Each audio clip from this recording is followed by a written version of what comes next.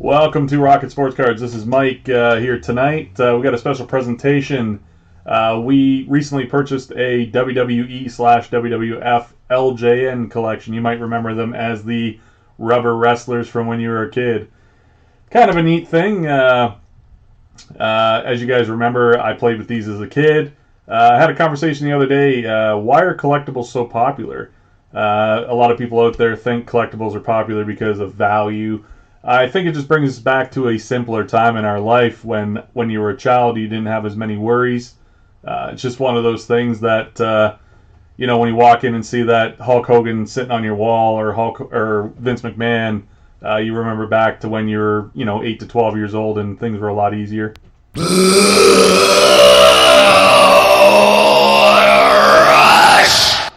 And we got some Legion of Doom sound effects there. We got lots of sound effects tonight. Stick with us. Have some fun. We're going to get the show started, though. We've got, I believe, 51 loose wrestlers with accessories to get through, the ones that do have them. And we have some special thing with carded. You guys might not have seen in the preview video or the preview post underneath the loose wrestlers. We actually had quite a few carded figures as well as backing and posters. So there's a ton of value in here. These wrestlers are in fantastic condition. So let's get started with the guy that started it all. Well, he didn't invent wrestling by any means, but he took it to the next. He put it in the stratosphere. We've got a Vince McMahon. So I'll show that off. Obviously, you guys, when I was a kid, I didn't even know that Vince McMahon owned the WWE or the WWF. I just thought he was an announcer on TV. They kind of kept it a little bit secret that he was the guy behind the scenes running everything. But we have the announcer, Vince McMahon, here wearing the red blazer. Obviously, I remember him wearing the red. I also remember him wearing the blue blazer.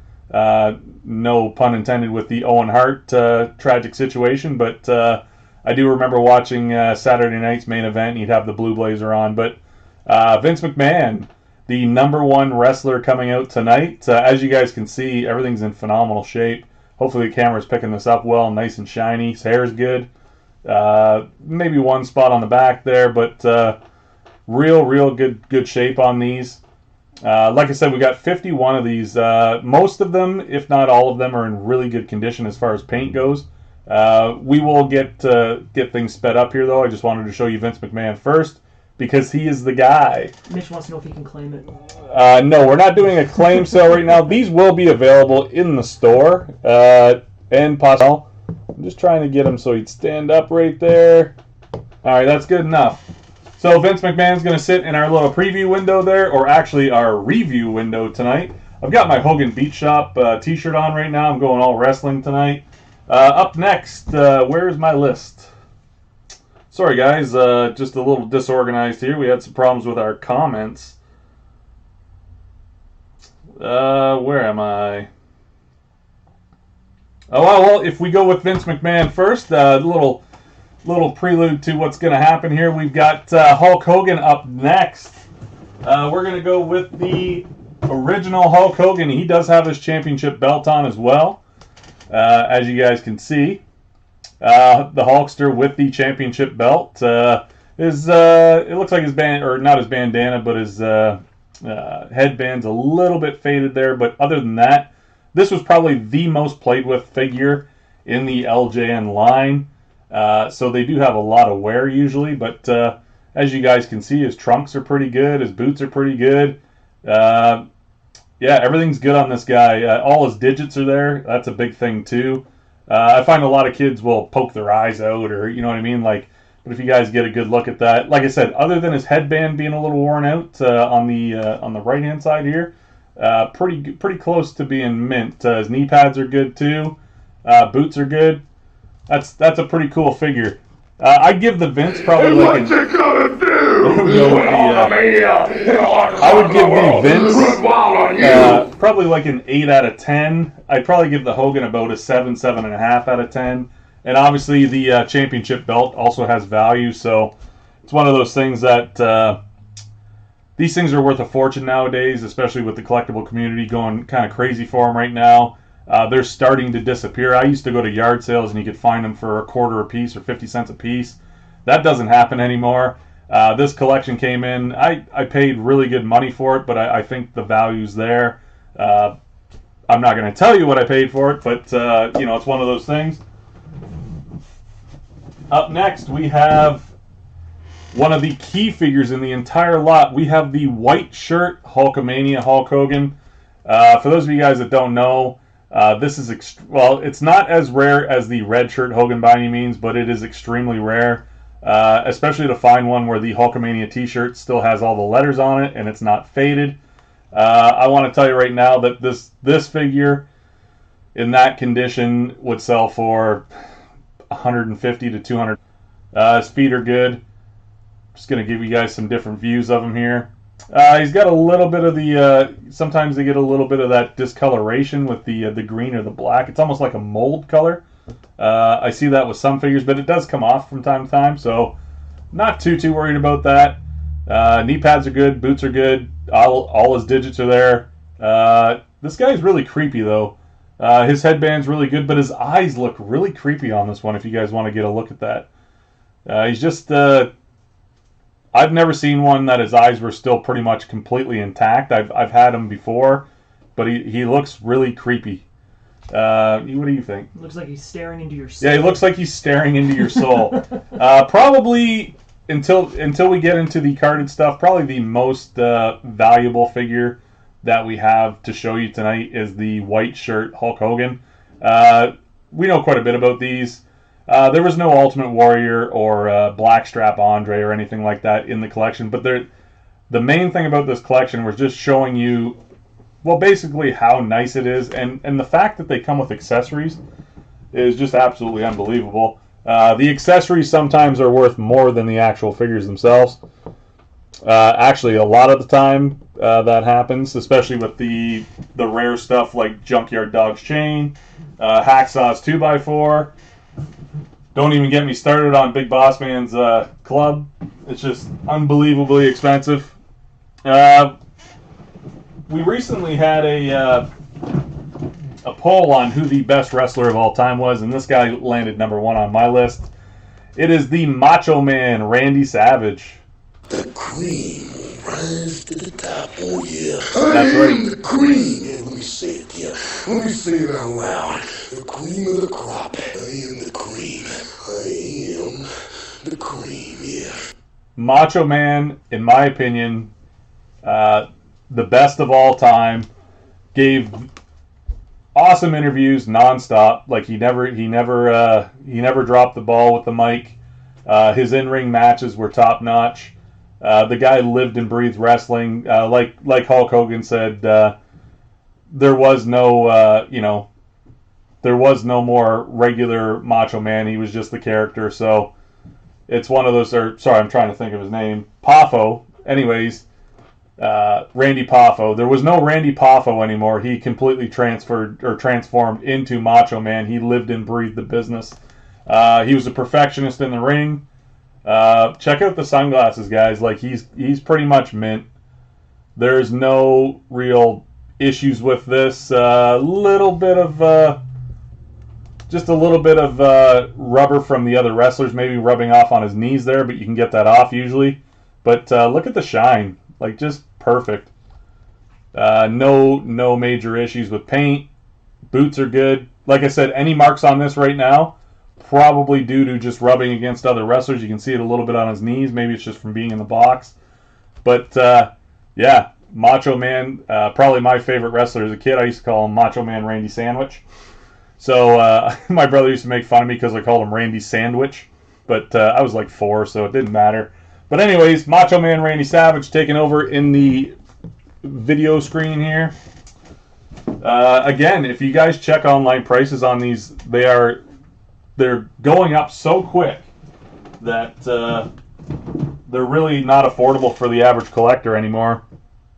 Next up, minus the snake. No, sorry, the snake is in here. I'm sorry.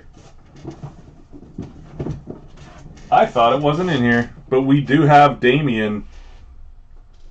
Just trying to get him around. You see, all you have to do to get it back is go through Damien and me. Damien doesn't want to cooperate here. All right, that's close enough. So we've got the Jake the Snake Roberts with Damien accessory. Another one of the examples that the accessories are sometimes worth more than the actual figure itself. Jake the Snake's fairly common for an LJN. To find Damien complete without his tail being ripped off or being damaged in other ways, pretty rare. So really cool Jake the Snake holding Damien up there. As you heard, we have the Jake soundbite with Damien there. Actually, it's kind of funny that we're putting Macho Man and Jake the Snake back to back, because if you guys remember, I believe it was SummerSlam where Jake came out and had the Cobra attack Macho Man and bite him on the arm during the wedding ceremony with Miss Elizabeth. Like, that's some pretty crazy shit right there. But obviously, Macho Man was extremely worried that the Cobra hadn't been devenomized. He was literally paranoid the entire time. So I think the story went that Jake actually let the Cobra bite him first so that he could show Macho Man that it was all good. But yeah, just some crazy stuff they did back then to get ratings or get people to tune in. Maybe it's what's missing from wrestling now, just that over-the-top showmanship and different things like that. So it's kind of neat that we had Macho Man followed by Jake the Snake Roberts here, just due to the fact that they had that huge angle together back in the late 80s, early 90s. Jake the Snake Roberts never won a championship, never won the heavyweight championship anyways. He's obviously, he's one of the guys that's always mentioned as the best wrestler never to win a championship. Piper's another one. Up next, let's get somebody out that maybe murdered somebody. This is a risque program. We're going dark. Yeah, it's a little dark, but we got Jimmy the Superfly Snuka. If you guys have watched the Beyond the Mat, you guys would know that the investigation was reopened about him killing his girlfriend or fiance back in the, I think, 70s or 80s. It's not a good thing by any means, but Tamina, his daughter's still wrestling in WWE or WWF. So Jimmy Superfly Snuka, another common figure. He's got a little bit of wear on him. His hair's a little worn. Another figure that there's not much to it. Usually when I see these, the trunks are completely worn off, like he's almost naked. So this one's not too bad. The hair's a little worn, but for a common figure, it would still fetch decent money. It would still get that common figure money anyways, probably in the $15 to $20 range. Just a really cool figure. Have you guys ever noticed that if you guys handle these nowadays, for those of us that have been handling them for a long time, how sticky they've gotten over time? So I don't know if it's something to do with the rubber they were made with, but they're extremely sticky. The older they get, the more sticky they get. So here, tell me if you think that's sticky. Oh yeah, yeah. It's almost like the rubber sweats a little bit and they get sticky. So we're gonna put the Murder and Snuka right here. Move Jake over. Up next we have one of my all-time favorites. He's still pretty. This is the one that we're sad that he didn't come with his accessory, because the accessory's worth a fortune. We've got, in beautiful condition, the Hacksaw Jim Duggan. We got some sound effects for Hacksaw. You're gonna see 6'3", 275 pounds, a man that's not afraid of you, tough guy. Oh, I thought you'd have the I went with the promo. He went with the promo instead of his most famous catchphrase of "Oh." Anyways, Hacksaw Jim Duggan, absolutely mint. I'm not seeing any issues here. Paint is really good on this. Just a little bit on his heels, maybe just a little wear. Maybe just from standing in the box for so long. His eyebrows are still intact. Like, he's actually one of the best. If I can get a good picture of that, it's not picking up. But he's one of the best figures as far as the facial expressions go. In my opinion, they did a really, really good job with him. Yeah, he actually looks like Hacksaw Jim Duggan, where most guys just kind of look like a toy, right? So there we go. Get a check a look at that face there. Got kind of a beard like me. His is gray now too. So Angry beard. He's got an angry beard, and it looks like he's yelling. I wish this came with the I wish it had come with the 2x4, but unfortunately, obviously the 2x4 would sit right on his shoulder there. Would have made it worth a hell of a lot more. But what do you guys think so far of these? I can't see the comments for some reason. We getting any comments on YouTube? Mitch. Mitch is following along, watching on YouTube. So thanks for Mitch. If you guys are watching on the replay, just shoot us an email if you're interested in any of these, or let us know what you thought of the show. Up next, I'm just looking for my list here. Sorry about that. Another famous guy. We're Canadian here. Unfortunately, he's passed away now, but I do have the kilt for Piper. But Roddy Piper from Canada. Yeah, what else can you say? He's Canadian. He was Canadian anyways. Unfortunately, we lost him almost 5 years ago, I think now. Right after Legends House, I think. But Piper's been gone for a while now. Again, in the conversation with the best wrestler never to win the heavyweight championship or the WWE championship. I think Jake Roberts is in there. Ted DiBiase as well. A lot of people remember Ted DiBiase as just the $1 Million Man, and they don't know him from his olden days when he was in the territories. But he was a phenomenal worker. So by the time you got to WWE or WWF, I think his body was pretty broke down, so he didn't do as much. But Piper, one of the guys that they always say that you don't need a title. There's guys that the title makes them, and there's guys that make the title. And Piper never needed the title to get over, so I don't think they put it on him. Although it would have been really good to see him and Hogan for the title at WrestleMania. I think that would have been great.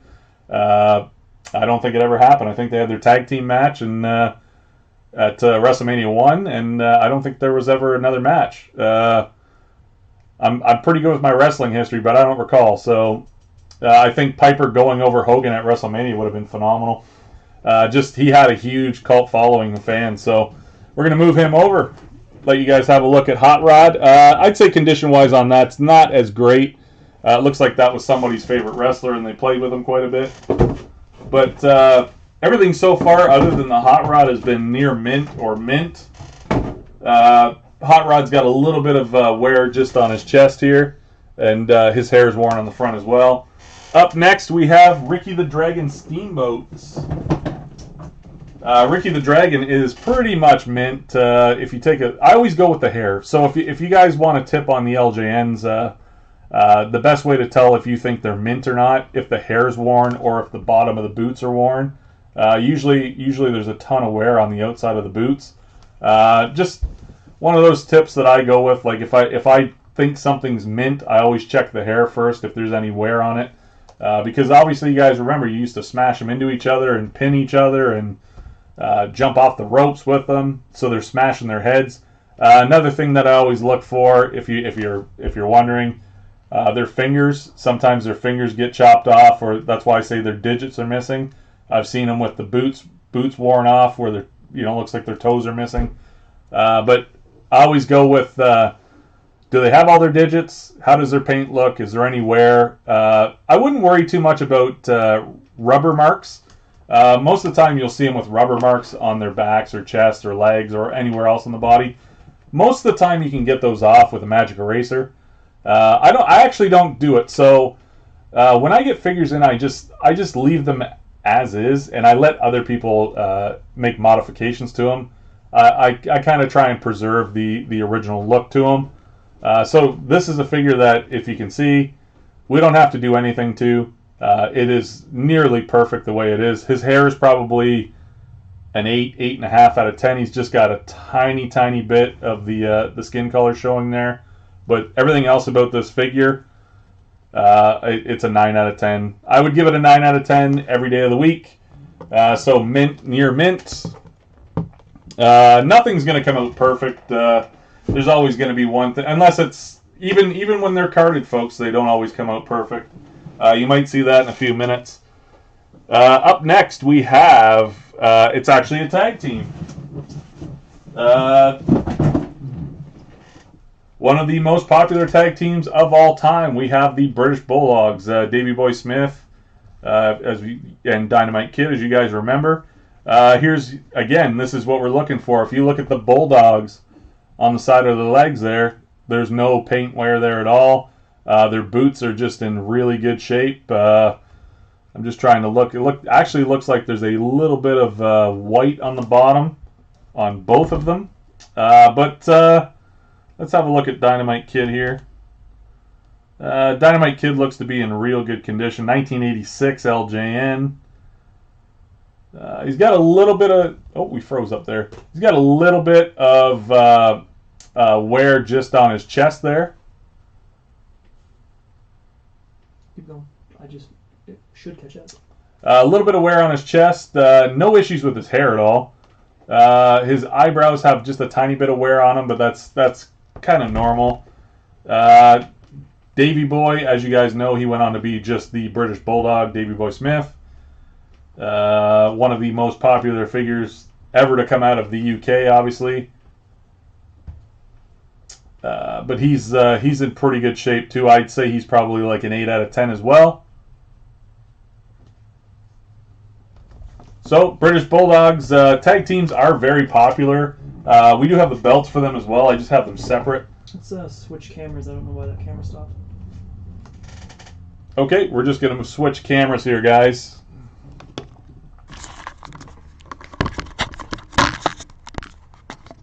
Alright, we lost our second camera there. Anyways, we're back here. We got the two British Bulldogs. Sorry about that. Davey Boy Smith and Dynamite Kid.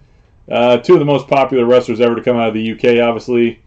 I remember Davey Boy. Dynamite Kid, I don't know. I think he might have passed away. I'm not sure. I can't remember. Mitch wants to know if Matilda the dog came as an accessory. Matilda the dog did not come as an accessory.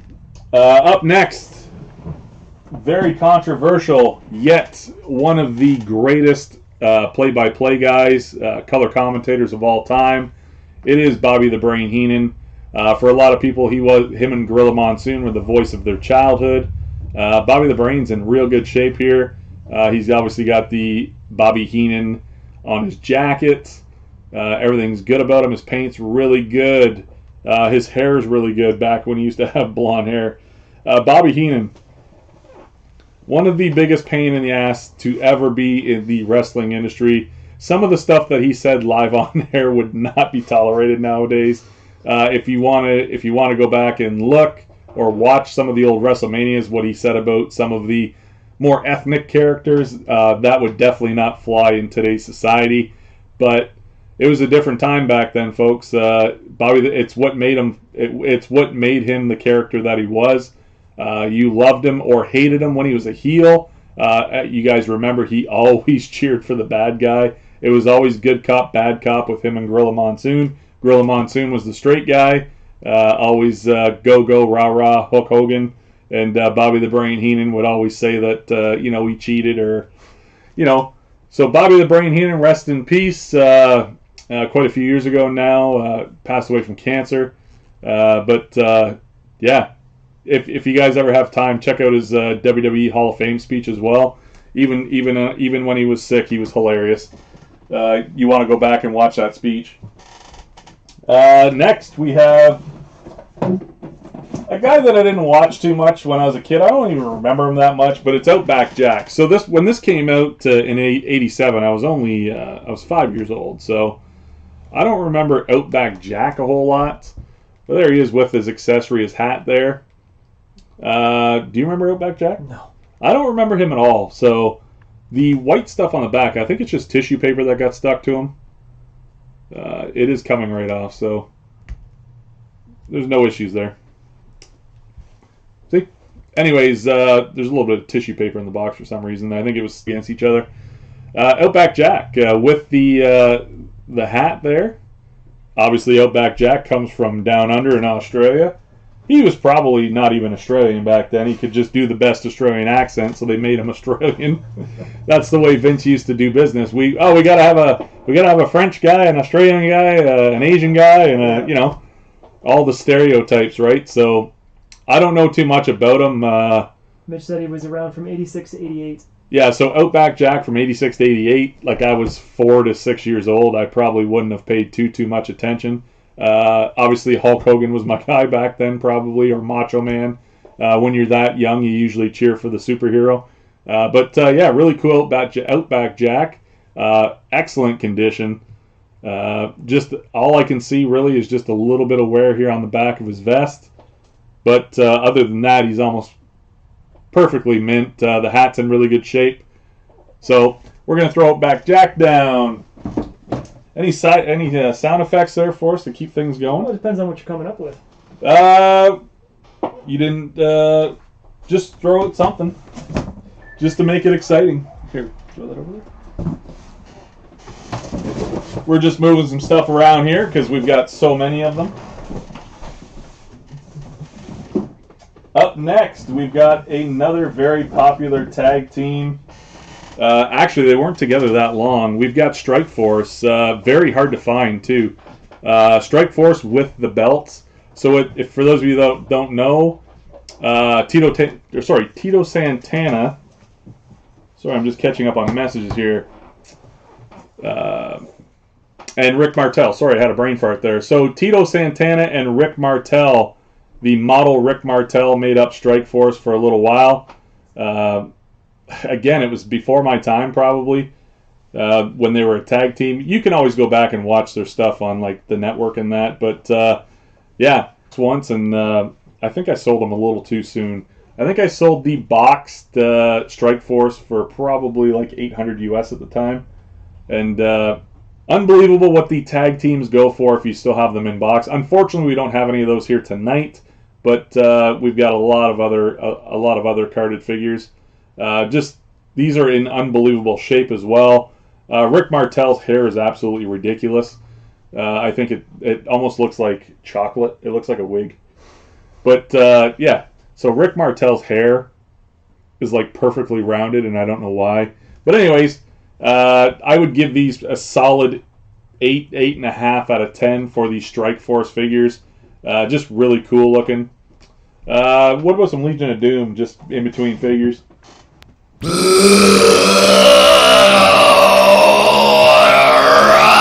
right. Up next, we have the big man, King Kong Bundy. Obviously, most of you know that he was related to Al Bundy or Peggy Bundy. He was on the Married with Children episodes a few times. King Kong Bundy, a huge fan favorite. Obviously, because he was the big heel back in the day. But he's a huge this figure actually does extremely well, even though it's a fairly common figure. 1985, so I believe he was in one of the first editions as well, first sets. King Kong Bundy, very shiny, great expression on his face. I always love that with the, he just looked really mean and angry. Look, again, not too much paint damage, just a little bit of rubber wear from maybe some of the other wrestlers there.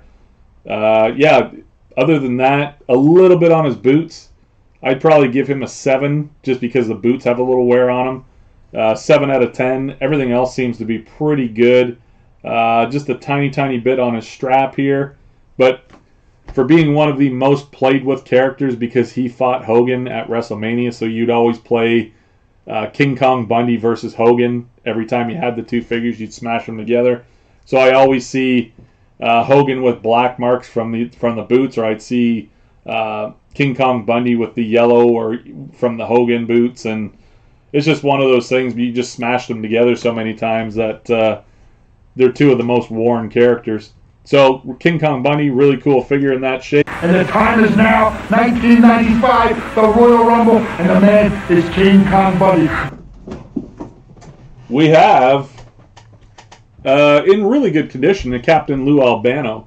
Captain Lou Albano brought together the rock and wrestling with the WWE. Obviously, he brought out Cyndi Lauper, I believe.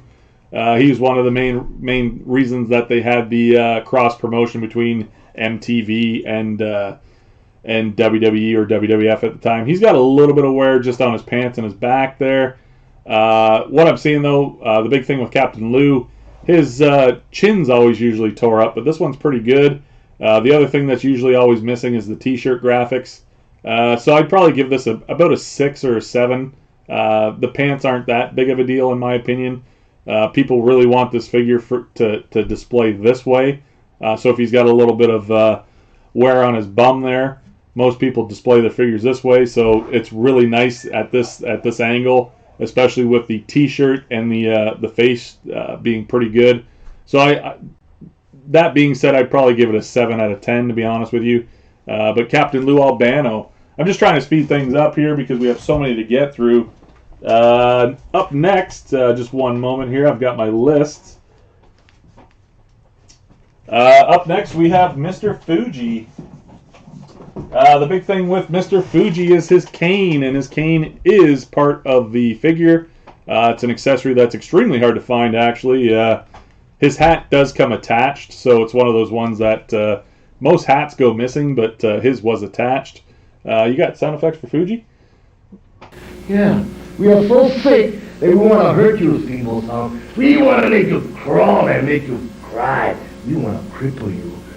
Mr. Fuji was actually, most of us remember him as a manager, but I have seen videos of him wrestling, and he was absolutely phenomenal. Mr. Fuji, a fantastic wrestler before he went to his managing days. Most of us remember Fuji as a heel manager. He managed Andre. He managed all the bad guys back in the day. It was either him or Bobby Heenan that would be a manager. I think that's one of the things missing from today's product is that there's no real managers. These guys sold the product for the wrestlers in the ring. They weren't the greatest wrestlers back then, so they always had that guy on the outside that helped carry the story, and Fuji would be that guy. I remember him most, obviously, like I said, he managed Haku and Andre. He managed a lot of people. But I remember Fuji the most towards the end when he managed Yokozuna. He'd always throw the salt in the eyes of the opponent. That's how he beat Hogan, I believe. But yeah, Mr. Fuji, awesome figure. Again, with the accessories, so that's one of the big selling points there. Moving on with another manager. We have classy Freddie Blassie. This guy was so old when they made this figure.